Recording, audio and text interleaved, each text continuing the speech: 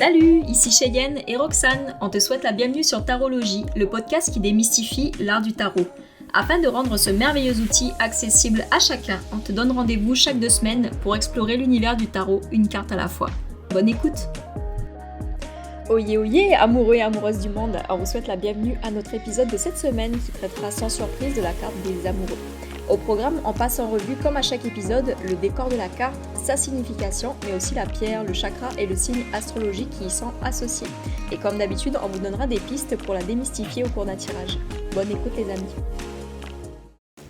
Hello Roxane. Hello Cheyenne. Comment ça va aujourd'hui?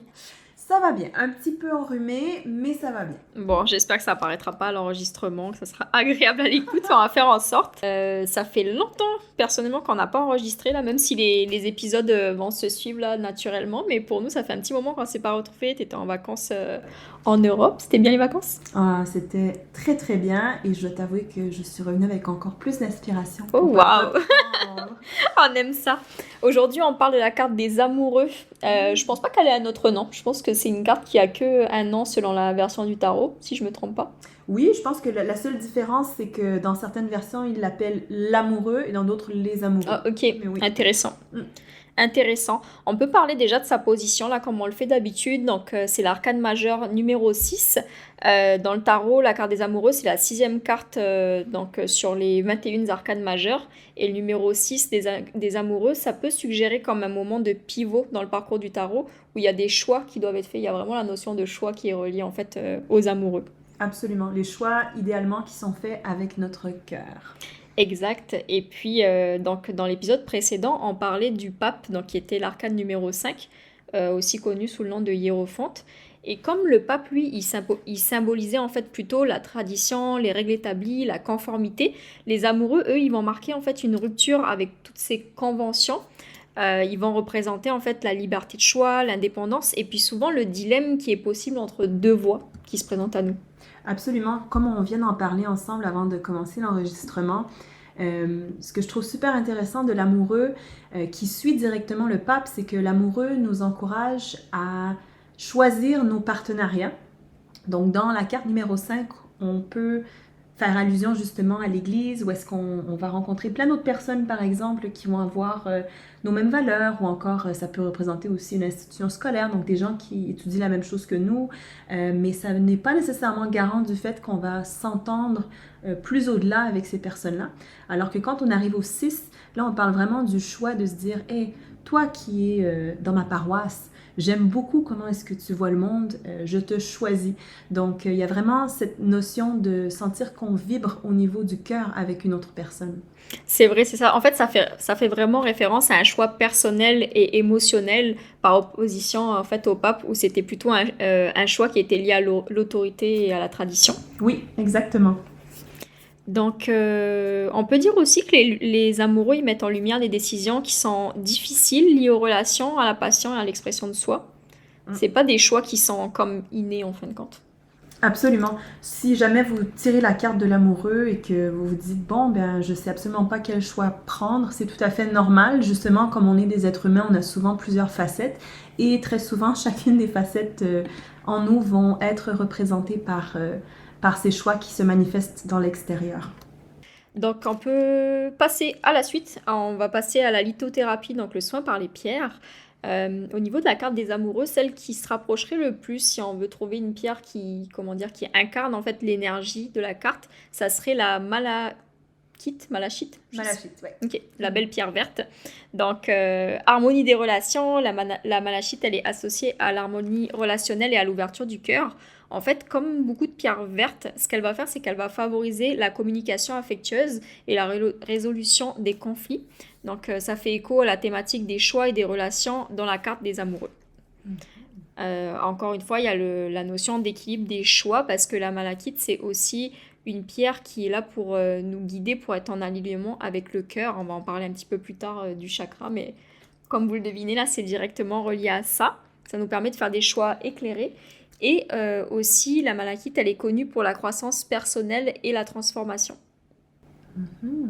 Donc, pour le coup, ça pourrait être une pierre absolument recommandée pour tous ceux et celles qui aimeraient méditer sur les thèmes de la carte des amoureux.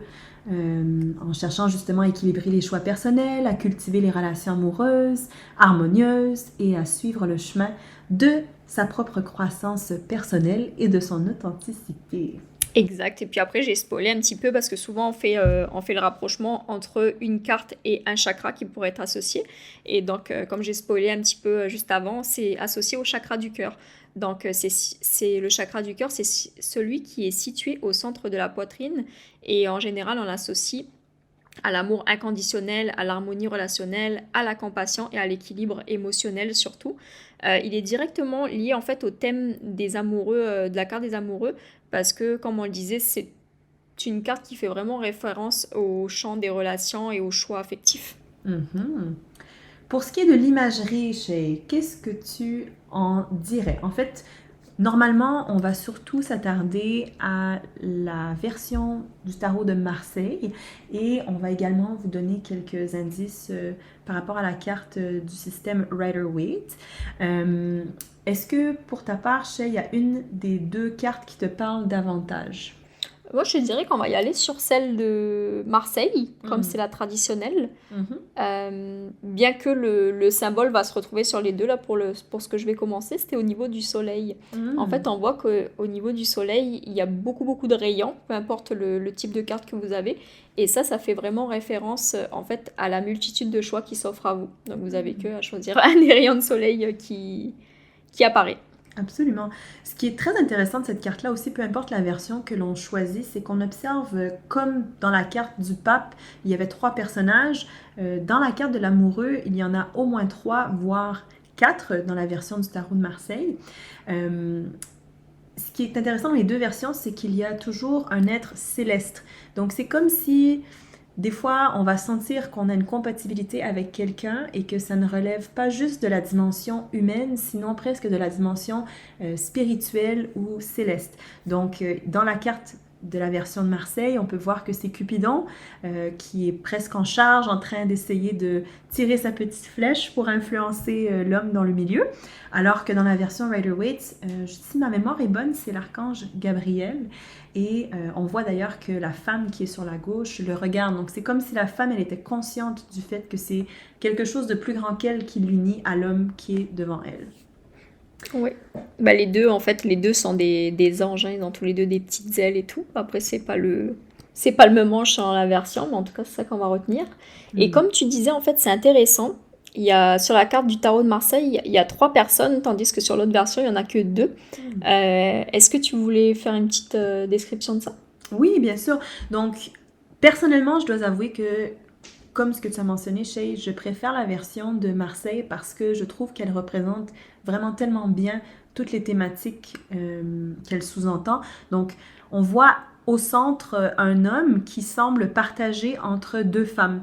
Il y a une femme sur la gauche qui semble lui tenir l'épaule et en même temps, elle a la main droite qui...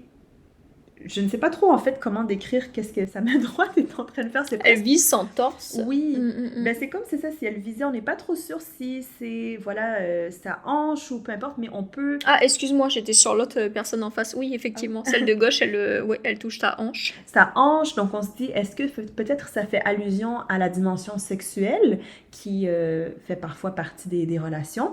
Et de l'autre côté, on voit qu'il y a une femme qui vise avec sa main vers son cœur et c'est la main de l'homme qui semble toucher son torse ou son ventre.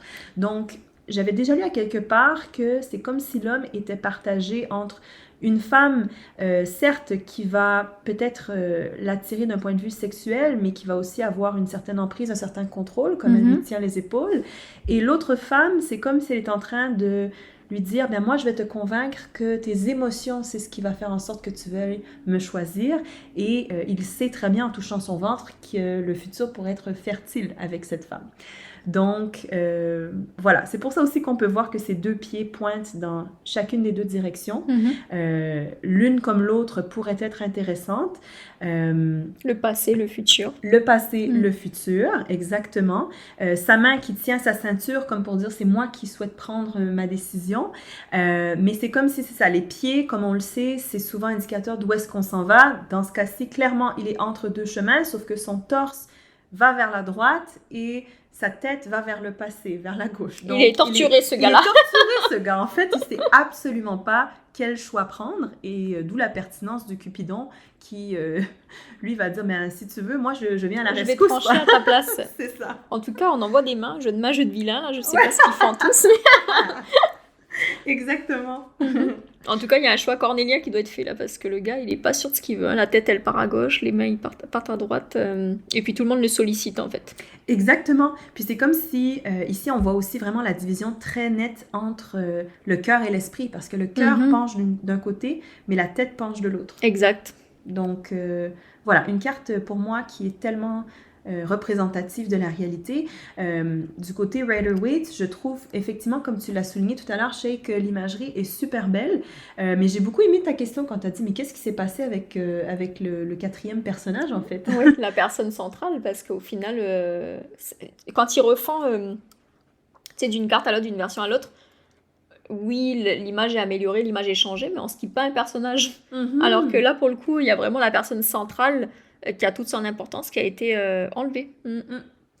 Et puis, il y a beaucoup plus de détails aussi sur cette carte-là, au niveau du paysage. On voit le jardin d'Éden autour, on voit le serpent. Ça fait vraiment penser, en fait, à Adam et Ève. Oui, absolument. Puis je pense justement que c'était l'intention de Pamela Coleman-Smith, qui est la dessinatrice de la version Rider-Waite. Effectivement, je pense que la carte des amoureux dans cette version-là vient beaucoup, beaucoup parler justement de la notion religieuse des choix, oui. Puis aussi plus de la dimension amoureuse au final, alors que je trouve que celle de la version du tarot de Marseille, oui, certes, ça nous parle d'un triangle amoureux, clairement, mais je trouve que justement, ça pourrait représenter aussi d'autres types de situations de façon plus neutre, quoi. Exact. Et puis tu vois, tu parles de triangle amoureux, regarde sur la version Rider-Waite du tarot, il y a un triangle au milieu. Donc oui. Peut-être que c'est ce que ça symbolise aussi. Ils ont enlevé le personnage, mais ils ont mis un triangle à la place pour qu'on comprenne ça. Absolument. Puis j'aime bien que tu relèves aussi le fait que la version Rider-Waite va plus être orientée sur la relation amoureuse, alors qu'en fait, l'aspect relationnel peut aussi concerner les amitiés, aussi bien que l'aspect amoureux, en fait. Donc, on n'est pas cantonné, il ne faut pas se laisser, en fait, influencer quand on tire ça pour dire, OK, c'est un rapport avec notre vie sentimentale, c'est pas forcément ça. Émotionnel, des choix émotionnels, oui, mais pas forcément sentimental dans le sens amoureux. Absolument. C'est ça, je pense que c'est ce qu'il faut vraiment retenir de la carte de l'amoureux et aussi du chiffre numéro 6 dans son ensemble. C'est qu'on parle toujours, le 6, c'est un chiffre relationnel, donc ça nous parle toujours de comment est-ce qu'on interagit avec les autres. Sinon, Shay, je pense qu'il y avait quelque chose que tu voulais mentionner, peut-être par rapport à... C'était quoi? C'était le ciel, la partie sombre, la partie lumineuse? Le ciel.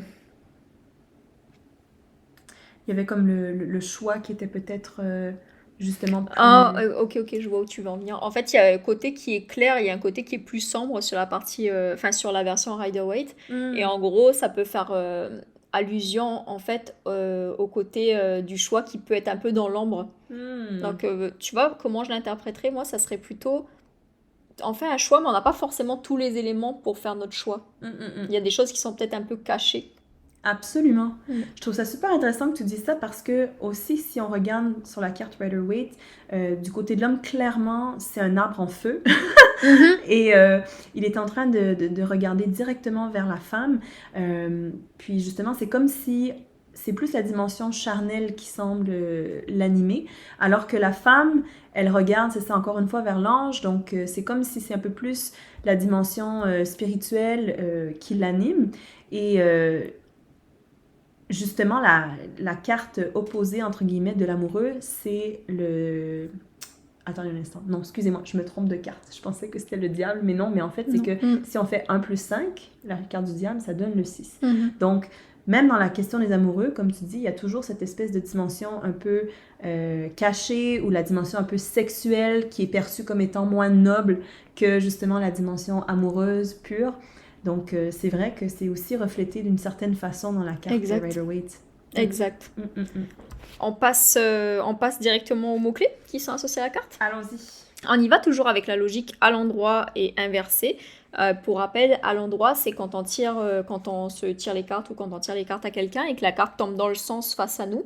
Et inversée, c'est quand elle est à l'envers. Donc elle tourne, elle est sens inverse à nous, elle est face à la personne à qui on tire ou face inversée à notre regard. Je sais pas si j'ai été très claire là dans ce que j'ai raconté, mais je me suis comprise, c'est l'essentiel. Alors pour à l'endroit, on va parler d'amour, de relations amoureuses, mais aussi de relations amicales, enfin tout ce qui est relation, en fin de compte, ça peut même être dans des relations professionnelles. Oui. Mais il y a l'aspect émotionnel qui est derrière. Ça peut faire référence aussi à l'entente, à l'union, à la dualité et au choix. Tandis que inversé, on peut penser à de l'incompatibilité, à des disputes dans certains cas, rupture, manque de compréhension mutuelle. On pourrait peut-être même dire aussi une absence de choix ou de liberté personnelle. Je pense que j'en ai déjà parlé dans les podcasts précédents, mais il y a toujours aussi la méthode quand on tire les cartes à l'inverse pour comprendre le sens de la carte inversée. C'est ce qu'ils appellent le kickback method. Donc, on retourne à la carte précédente et on se dit, il y a une énergie ici qui n'a pas été bien maîtrisée, ce qui nous permettrait d'accéder à la carte suivante. Donc, si on prend la 6 et on l'inverse, ça nous ramène à l'énergie du 5, l'énergie du pape, qui fait allusion justement aux traditions, mais aussi parfois aux contraintes morales, aux contraintes sociétales. Donc peut-être ici, dans ce cas-ci, qu'on se retrouvait dans une situation où est-ce qu'on sent qu'on n'a pas vraiment le choix de s'émanciper. J'adore ce que tu dis et puis on pourrait même en faire un épisode de podcast à part entière. Tu sais, les méthodes annexes, parce que là, dans nos épisodes classiques, ce qu'on fait, c'est qu'on décrit chaque carte comme elle est. Mais je trouve que tu sais, les petites méthodes d'aller lire la carte en inversé, son énergie précédente, etc., ça peut être des bons éléments additionnels pour aller décortiquer une situation. Tu sais quoi, je pense qu'on devrait faire effectivement un épisode qui s'appelle Dédié. Technique de lecture. Mais oui, tellement. Mais oui, parce que des fois aussi, je sais pas pour toi si ça t'arrive, mais des fois, je vais juste me mettre à tirer plein de cartes, puis j'ai pas nécessairement créé un schéma mental de quelle carte va représenter quoi. Donc je me retrouve juste avec plein de cartes et je suis là en mode, mais comment est-ce que j'interprète tout ça? T'es pas plus avancé avant qu'après. Pas plus avancé. Ouais. Donc des fois, c'est vraiment intéressant d'avoir une structure qui est préméditée. En se disant, la carte à gauche, ça va représenter ça, la carte à droite, ça. Donc, ouais, mais tu vois, ça, je le fais systématiquement. Parce que, tu sais, il y a le tirage en croix, on fait une petite aparté là, on ouvre un tiroir, puis on le refermera après. Oui. Mais il y a le tirage classique là, qui est en croix celtique, donc c'est le plus connu. Mais je trouve, personnellement, tu sais, dans cette croix celtique, tu as des endroits où ça c'est le passé, ça c'est l'énergie de la personne, ça c'est, etc. Enfin, tu as toute une description. Mais pour moi, ça devient vite mêlant.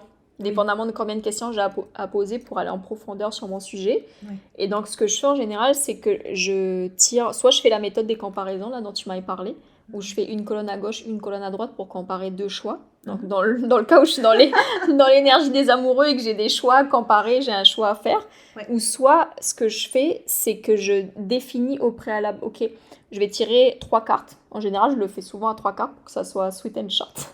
Et en gros, je tire 3 cartes et je définis à l'avance qu'est-ce que ça va représenter, celle de gauche, celle du centre et celle de droite. Et des fois, ça peut être même dans un cadre un peu spatio-temporel. C'est-à-dire qu'en gros, je vais dire, OK, dis-moi le passé, le présent, le futur.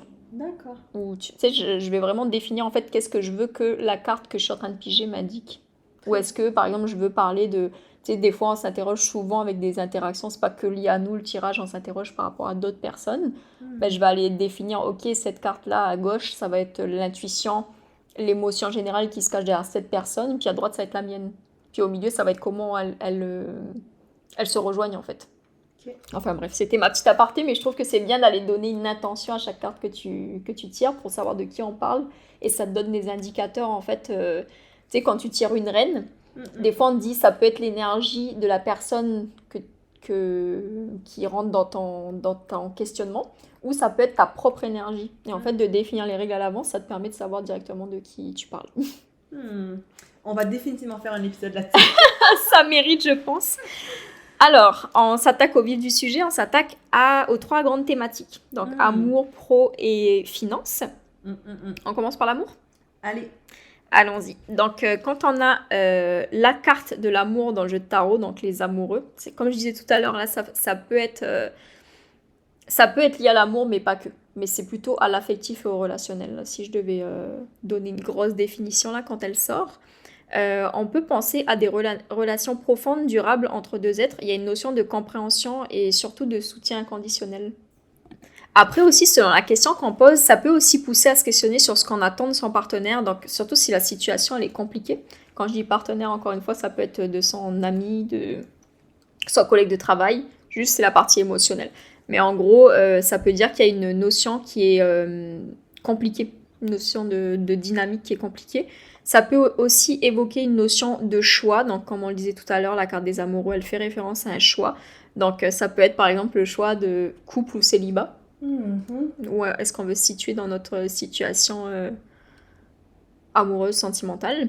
Et en gros, si la carte elle apparaît accompagnée d'un personnage de la cour, on peut aussi penser à un triangle amoureux. Donc amant, maîtresse, tout ça. Ce que je trouve intéressant aussi dans ce que tu as mentionné quand tu dis c'est l'une des grandes cartes qui vont faire allusion justement à l'amour dans le jeu du tarot. Pour moi, quand l'amoureux sort, ça représente souvent en fait une relation qui va être marquante dans notre vie.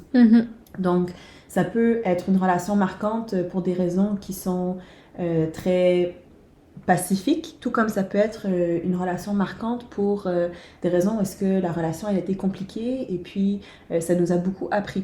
Donc, effectivement, quand tu dis c'est pas toujours nécessairement relié à l'amour, c'est important de le nommer.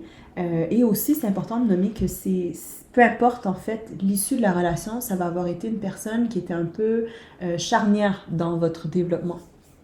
C'est ça, et puis quand tu dis que c'est une relation qui est marquante, ça peut être marquante dans le sens challengeante. Exact. Parce que même si la personne, elle reste pas longtemps dans notre vie, elle peut nous amener à nous questionner sur plein de choses. Enfin, je pense qu'on a tous eu des relations un petit peu comme ça, là. Ça peut être des relations toxiques ou pas forcément, mais des gens, on côtoie des gens qui sont vraiment différents de nous, et puis ça vient nous chercher sur des choses que nous, on avait vraiment ancrées, et puis ils viennent en fait, bouger un peu nos bases qui étaient pourtant solides pour nous amener à un profond changement ou un profond questionnement. Absolument. Absolument, et puis c'est pour ça que souvent, cette carte-là, on l'associe à l'amour dans cette espèce de notion d'âme sœur, parce que justement, ça peut indiquer que c'est une âme sœur, ou sinon c'est une relation qui date peut-être d'une vie précédente, si c'est quelque chose qui vient vous allumer, si vous croyez en ça. Du point de vue du travail, du point de vue pro, encore une fois, dans le cadre professionnel, ça va nous indiquer une association, soit avec un collègue ou sinon un partenaire business. Donc, clairement, encore une fois, cette notion-là de partenariat.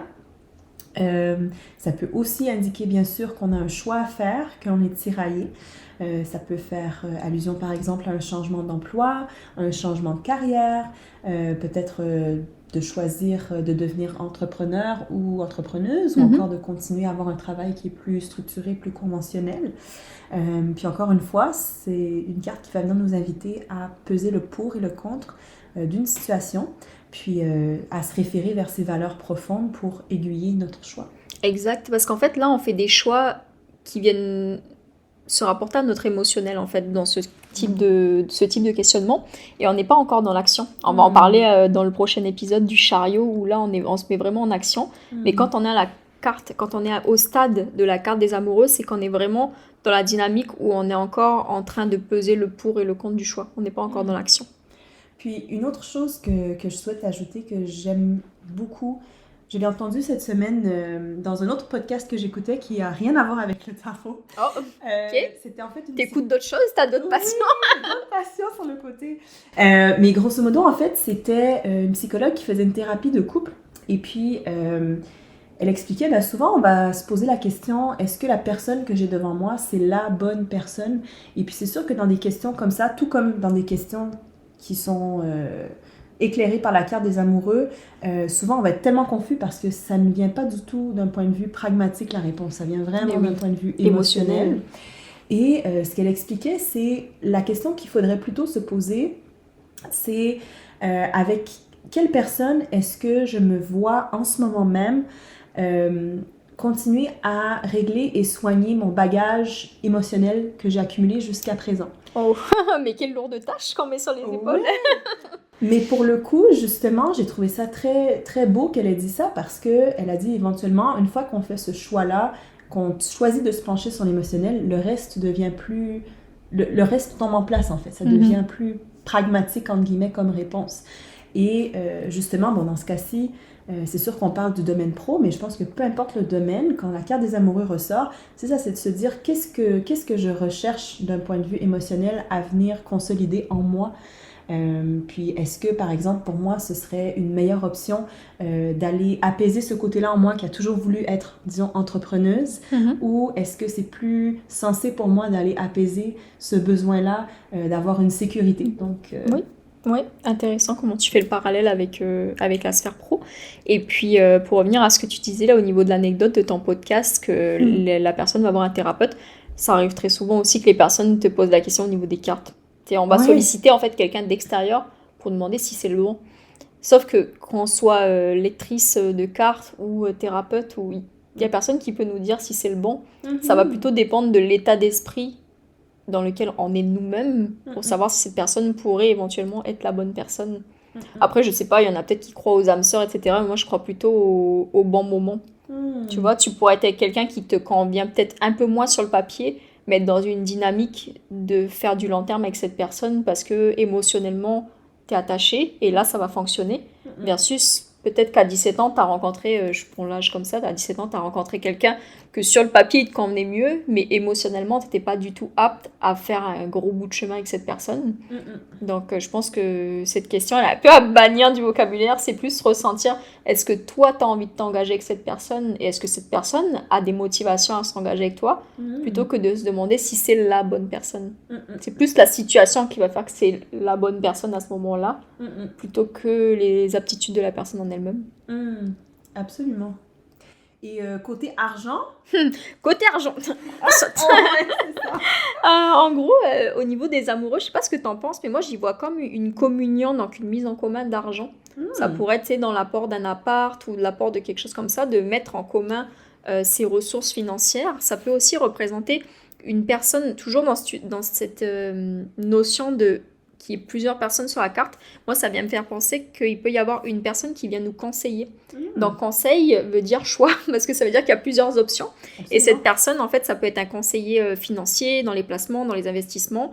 On peut penser aussi à un courtier immobilier. C'est quelqu'un qui vient, en fait, nous aider à nous aiguiller dans notre choix. Absolument. J'aime beaucoup ce que tu viens de dire. Je n'ai absolument rien à rajouter. Oh, ok. Merci de valider. On passe à la guidance. Allez. Pour rappel, en fait, la guidance, c'est différent de la divination, dans le sens où quand on va se tirer les cartes, moi je crois plus à cette approche-là. Je sais pas toi comment tu vois les choses, mais je crois plus à cette approche-là, on se tire les cartes un peu comme psychothérapie, on va dire. Et la guidance, en fait, elle va nous apporter des pistes de réflexion à adopter lorsqu'on se tire les cartes. Donc, je commence. Ça vient du livre de Vanessa DL, L'art du tarot, la petite bible de Cheyenne. Donc, mes choix me rapprochent de ce que je suis. Prendre conscience des différentes options qui se présentent à nous, devoir faire un choix entre ces options et nous laisser inspirer par nos valeurs pour le faire, assumer un choix qui est en alignement avec notre volonté, se sentir dérouté par l'appel du désir, devoir faire un choix important pour développer notre indépendance, donc un choix qui serait initiatique, quel choix serait le plus aligné avec mes valeurs et qu'est-ce que ces personnes m'enseignent sur moi-même. Donc, tu vois, qu'est-ce que ces personnes m'enseignent sur moi-même, ça fait vraiment référence au fait qu'il y ait des influences extérieures pour prendre le choix. Absolument. Puis pour moi, cette phrase-là, elle fait directement allusion à cette espèce de notion de miroir que je trouve tellement belle dans un couple. Pour moi, les couples sont des miroirs l'un pour l'autre pour s'aider à grandir, etc. Donc, nos miroirs qui nous reçoivent avec le plus de compassion, pour moi, ce sont nos âmes sœurs. C'est beau. C'est mon côté sentimental. C'est ça, le taureau en toi. Ah, tellement. Parfait, donc maintenant, on saute dans la section numérologie. Exact. Tu veux commencer ou j'y vais? Allez, je me lance. Donc, la carte des amoureux, comme vous le savez, est représentée par le numéro 6 dans les arcanes majeures du tarot. Le chiffre 6, en fait, il est souvent associé à l'harmonie, à l'équilibre et à la stabilité. Donc, dans le contexte des amoureux, le chiffre 6 va représenter justement le besoin de trouver un équilibre entre les choix qui sont opposés ou encore des forces qui semblent contradictoires qui vont se présenter à nous. Exact. Après, on peut dire aussi que le 6, il est également lié à la responsabilité et à la prise de décision. En fait, les amoureux ils doivent faire un choix conscient qui influencera leur chemin à venir. Donc, c'est ce qui reflète en fait la nécessité de prendre la responsabilité de ses actes et de ses décisions. Mhm. Puis aussi, ce qui est intéressant, c'est que la carte de l'amoureux est suivie par la carte du chariot, la carte numéro 7. Et dans la carte du chariot, on voit que la personne est seule dans son chariot. Donc, ça, pour moi, renforce ce que tu viens d'expliquer, c'est que quand on est dans la carte numéro 6, on sait qu'on est face à différentes personnes et qu'on va devoir faire le choix conscient de s'éloigner de certaines personnes en fonction du choix qu'on va faire. Donc, et qu'on sera seul en fait à devoir assumer aussi le choix qu'on aura fait. Exact. Ensuite, le chiffre 6 symbolise aussi l'union, les relations harmonieuses. Ça peut, encore une fois, être interprété comme la recherche d'une connexion qui est très profonde, qui est significative, que ce soit dans le domaine amoureux, familial ou encore spirituel. Et bien sûr, l'amoureux doit choisir la voie qui favorise cette harmonie qui est tant désirée et une union qui soit authentique. Exact. Et puis on peut finir en fait sur le fait que le 6 c'est parfois associé à la croissance personnelle, à l'évolution spirituelle. Donc en fait les décisions qui sont prises par les amoureux, elles peuvent mener en fait à une croissance qui est significative et en fait à une transformation qui est intérieure car ils choisissent la voie. Je vais péter un câble. Excusez-moi pour je vais péter un câble, c'était un peu extrême mais on reprend. En fait, c'est l'amoureux de Cheyenne qui tente de rentrer en union avec elle par message, vous voyez. Il est connecté à l'énergie de notre carte. Exactement. Enfin bref, je l'ai mis sur ne pas déranger, donc ça n'arrivera plus. Je disais quoi? On était rendu à la croissance et l'évolution du chiffre 6, donc croissance significative. Tu disais que ça pouvait mener à une transformation intérieure. Exact. En fait, on va aller choisir la voie qui résonne le plus profondément avec nos valeurs et nos aspirations spirituelles. Mm-hmm. La boucle est bouclée. La boucle est bouclée. On passe à l'astrologie. Alors, on avait des points de vue un peu divergents sur le signe qui pourrait être le plus associé en fait à l'énergie de la carte des amoureux. Mm-hmm. Comme on l'a déjà expliqué dans les épisodes précédents, parce que c'est une rubrique qu'on prend à chaque épisode.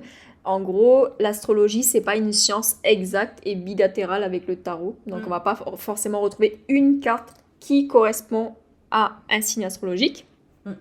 Mais on va aller essayer de voir un petit peu la personnalité des signes astrologiques pour vous donner un peu une espèce de moyen mnémotechnique de souvenir à quoi correspond la carte. Donc, tu veux commencer avec ta balance? En fait, tu sais quoi? Je pense que pour moi, j'ai toujours appris que le signe qui était associé aux amoureux, c'est bel et bien les Gémeaux, parce que justement, il y a deux personnages, comme les Gémeaux qui sont deux. Mais je pense que pour moi, ce qui venait un peu me titiller, c'était l'idée que les Gémeaux pèsent les options de façon très prolongée avant de prendre leur décision. Ou est-ce que ça, pour moi, c'est plus une caractéristique de la balance? Mais après, c'est vrai qu'en y réfléchissant, je pense que les Gémeaux, ils suivent beaucoup leur cœur aussi. Donc, c'est vrai que c'est des personnes qui sont toujours en mouvement, qui sont toujours en train de justement multiplier les expériences pour pouvoir mieux comprendre le monde. Et effectivement, c'est rare qu'un Gémeaux fasse quelque chose purement de façon dénudée d'émotion, quoi. Oui, après, la prise de décision, elle est quand même rationnelle au niveau des Gémeaux. Là où moi, j'aurais mis un peu de nuance à l'associer à la balance, c'est que pour moi, la balance, c'est quelqu'un de très nuancé. Oui. C'est quelqu'un qui va toujours peser d'un côté, peser de l'autre et tout. Et j'ai l'impression que c'est pas un signe qui fait forcément des choix tranchés. C'est drôle parce qu'on a eu cette conversation justement avant d'enregistrer et puis je disais à Shay qu'effectivement les balances notamment vont avoir tendance à approcher les choses de façon très délicate. Ils veulent vraiment avoir le plus d'informations possible avant de prendre leur décision.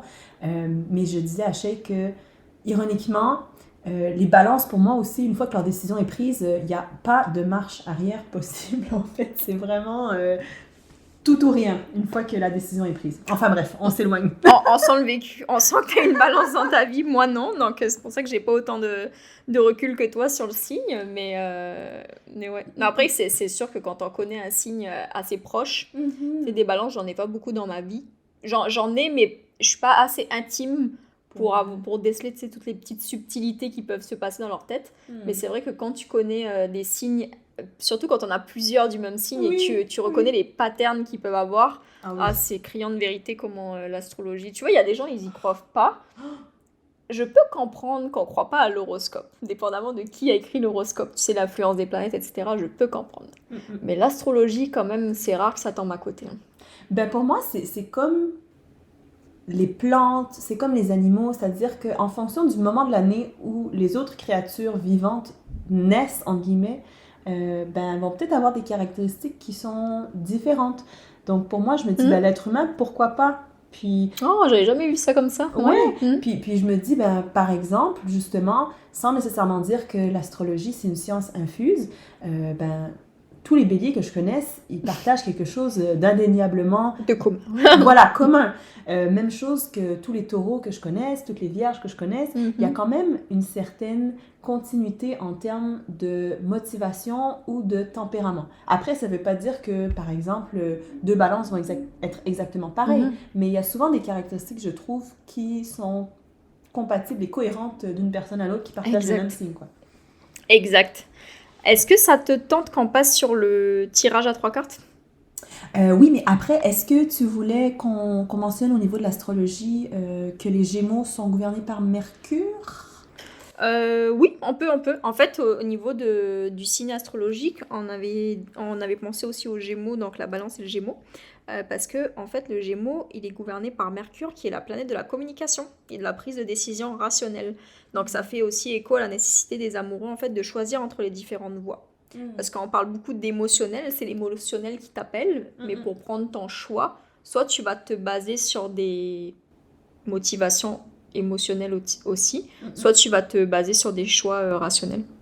Sur le pragmatique. Puis je trouve que ce que tu viens de dire, ça fait justement écho à cette espèce de réputation, entre guillemets, que les Gémeaux ont, d'avoir vraiment deux côtés. C'est-à-dire qu'ils ont ce côté qui est super émotionnel, justement, qui va être très, très être en diapason avec ses émotions, et un côté, justement, qui est très imprévisible, un côté qui est, justement, très rationnel, très logique.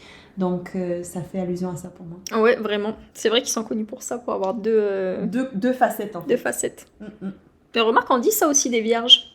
En fait, c'est un peu différent. Ce qu'on dit, on fait la petite partie astrologique, mais on dit des vierges que c'est pas que t'as deux facettes, mais que tu peux être soit une vierge sage, soit une vierge folle. T'as déjà entendu ça? Mais j'avais jamais entendu, sauf que effectivement. T'es d'accord? Oui! Oh mon Dieu! Oh mon Dieu! Waouh! Tu me classes où? Vierge sage ou vierge folle? Moi, je pense que tu as un soupçon des deux. Ah, ok. Oui. Bonne réponse. Ça dépend avec qui. Donc, c'est vraiment intéressant ça. Ok, on en reparlera après. On en reparlera rendu à la carte de l'ermite. Oui, c'est ça, c'est vrai. Allez, on y va avec notre tirage à 3 cartes. Pour rappel, la rubrique tirage à 3 cartes, c'est qu'en fait, on essaie de mettre en contexte avec une question totalement fictive sur une thématique totalement fictive.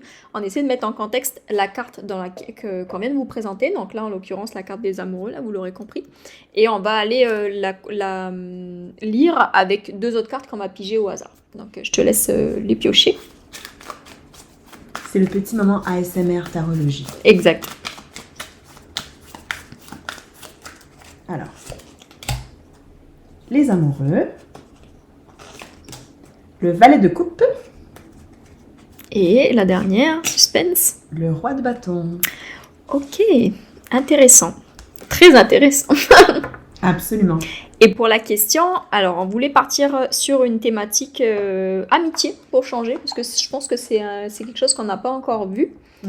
Et puis comme ça va vous montrer en fait comment interpréter la carte des amoureux dans un cadre hors sentimental, pas sentimental mais amoureux. Hors romance. Hors romance, exact, c'est ça le mot que je cherchais. Et donc comme question, est-ce que ça te tente qu'on parte sur Quelles sont les leçons importantes que je peux apprendre de mes relations amicales actuelles?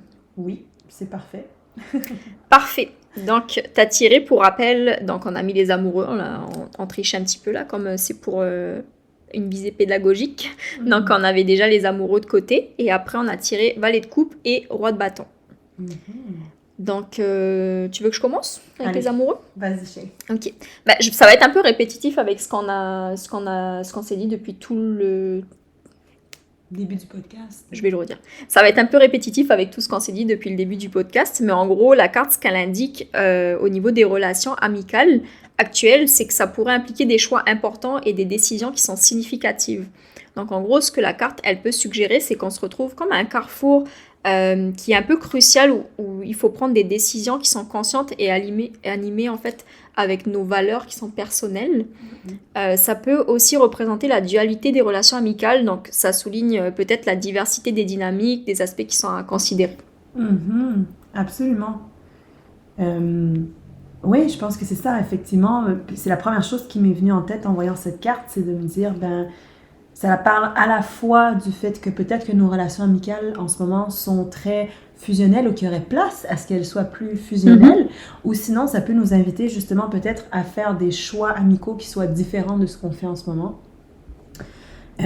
Après, pour le valet de coupe, pour moi, comme j'ai déjà expliqué à Cheyenne, le valet de coupe, ça représente vraiment l'enfant intérieur.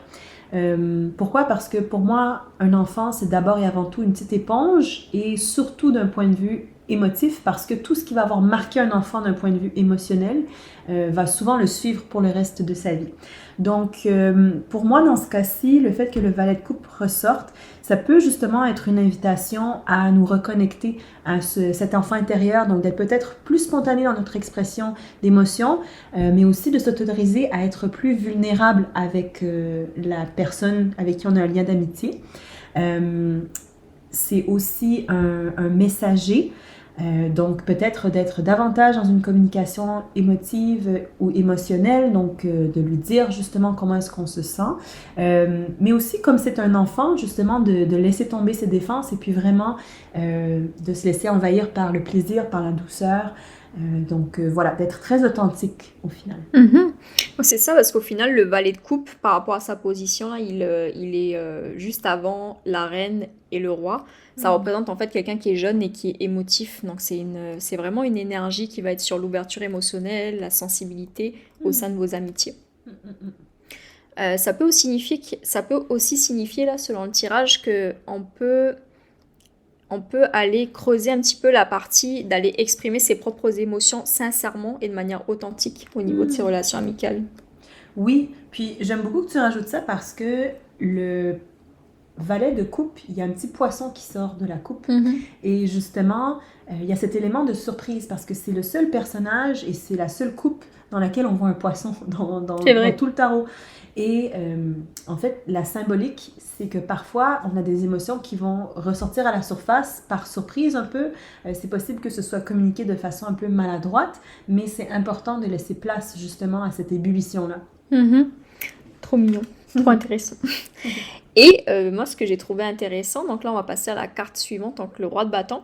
Ce que j'ai trouvé intéressant, c'est qu'en fait, pour moi, il est complètement dans une énergie limite opposée au valet de coupe, en fait.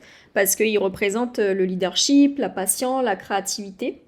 Tu sais, la notion, en fait, d'être dans son leadership, alors que juste avant, on parlait d'un valet de coupe qui est jeune, qui est émotif, tout ça. J'ai l'impression que ils s'opposent, mais en même temps, ils viennent se rejoindre dans le côté passionnel et émotif. Oui. Il y a quand même l'aspect relationnel qui revient.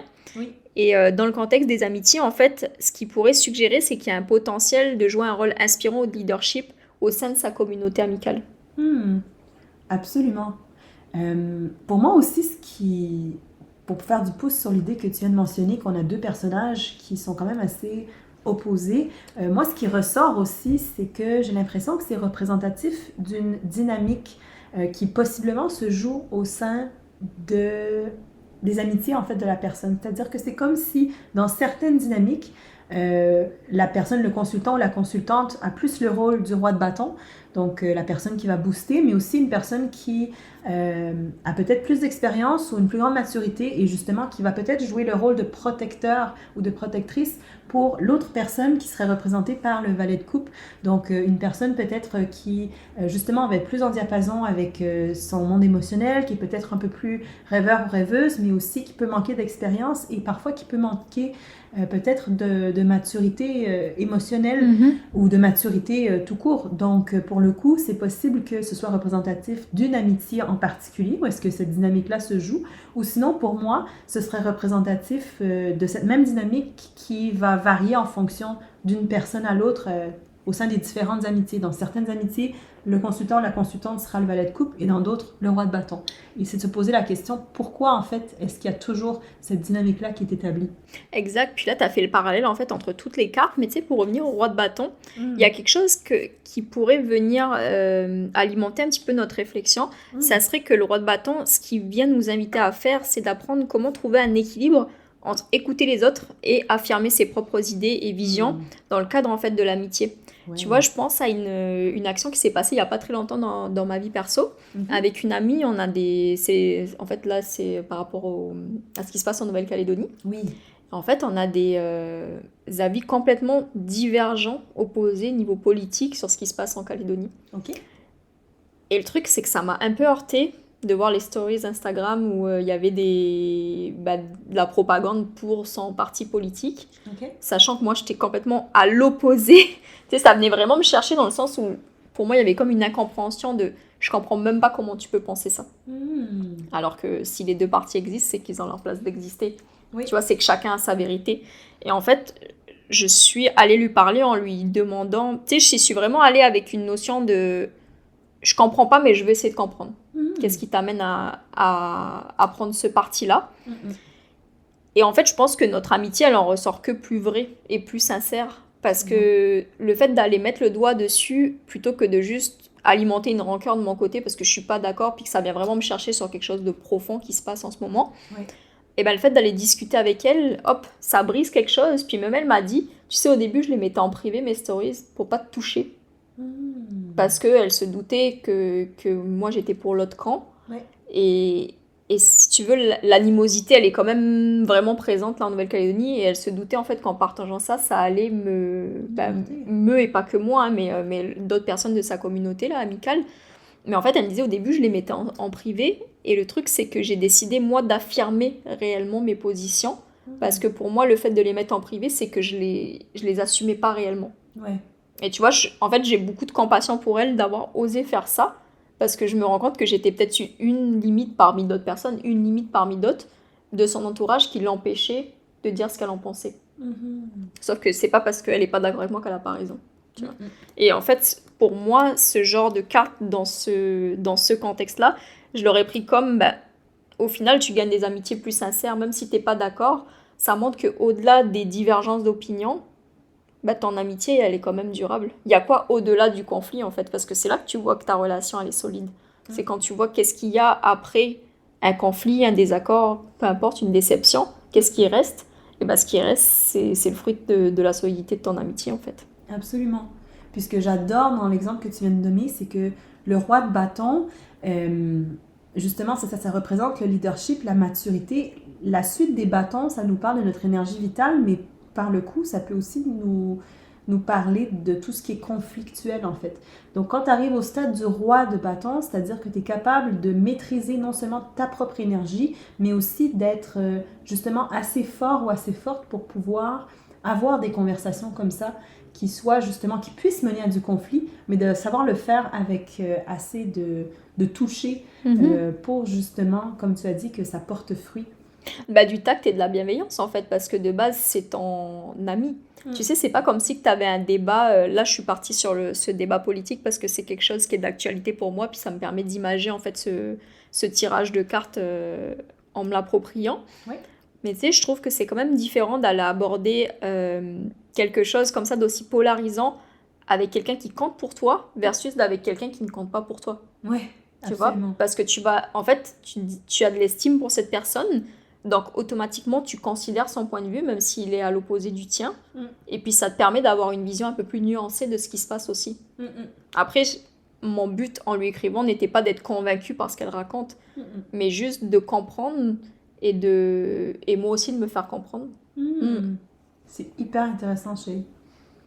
Puis, non, je trouve ça super. Je trouve ça super parce qu'effectivement, des fois, on va avoir tendance à éviter le conflit parce qu'on se dit que, justement, ça pourrait menacer la solidité de la relation.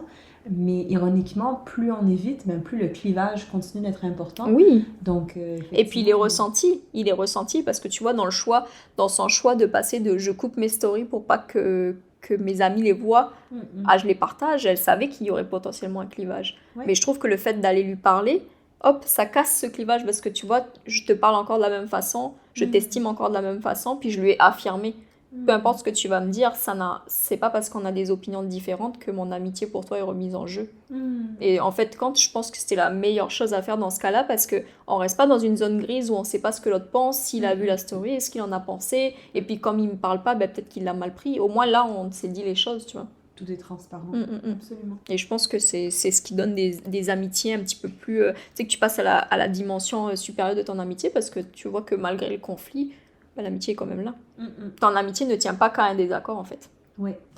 Puis, une dernière petite chose que je voulais ajouter, Shay, pour moi, quand je vois ce tirage-là, le valet de coupe, pour moi, ça représente peut-être qu'au sein des relations amicales, il y a un peu une réticence à communiquer ses émotions, ou peut-être une immaturité ou encore un manque d'expérience à communiquer ses émotions qui sont vraies. Parce qu'ici, on a un page. Donc, un page, sa capacité est quand même limitée. C'est petit ce qui est communiqué. Tandis qu'au niveau de la passion, on voit que c'est un roi, donc c'est une personne qui est très passionnée et justement qui est en maîtrise. Donc, ce que ça semble m'indiquer, c'est que peut-être qu'au sein des relations amicales, d'une part, il y aurait place à ce que les émotions soient davantage explorées ensemble, peut-être qu'elles ne le sont pas assez, et d'autre part, peut-être que ça indique que très très souvent, on va faire nos choix amicaux basés sur la passion qu'on ressente au sein de cette dynamique-là. En tout cas, tu vois, c'était un tirage fictif, mais c'est un tirage qui me parle. Ouais. Ouais, vraiment intéressant. On a fait le tour, je pense, pour la carte des amoureux. On a fait le tour, Shay. Merci à tous. Merci beaucoup. Voilà tout pour l'épisode sur les amoureux. On espère que notre conversation vous a permis de consolider votre compréhension de cette carte et de toutes ses nuances. On se retrouve dans 2 semaines pour discuter de la suite logique de nos choix, l'avancée vers le succès et l'accomplissement personnel grâce au chariot. On vous dit à très vite et n'oubliez pas de nous laisser un review si le cœur vous en dit. Chaque commentaire sera vivement apprécié. À très bientôt!